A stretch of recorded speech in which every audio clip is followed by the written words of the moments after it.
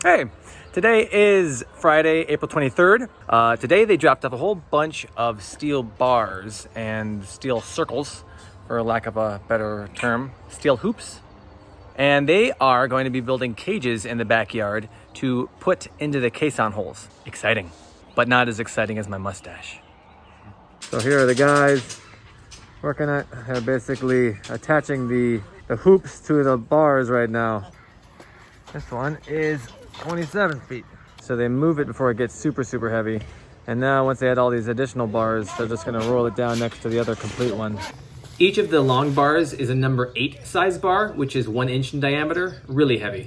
So I've been watching these guys, and they have a very specific system for how they put these big cages together. Basically bring all the big bars downstairs, and they put them on their little stands, and then they put all those little hoops around them, and then they spend about maybe 20 to 30 minutes just attaching each hoop.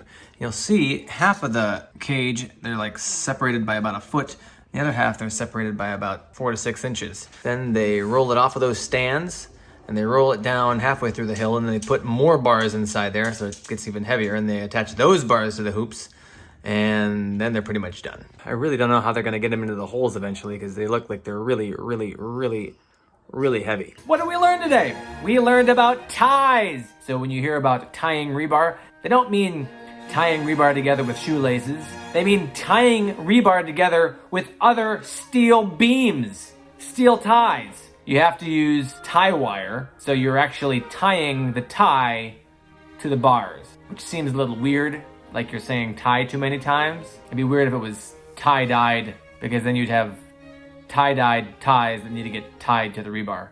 It would also be weird if you were doing this in Thailand, because then you'd have ties that are tie-dyed.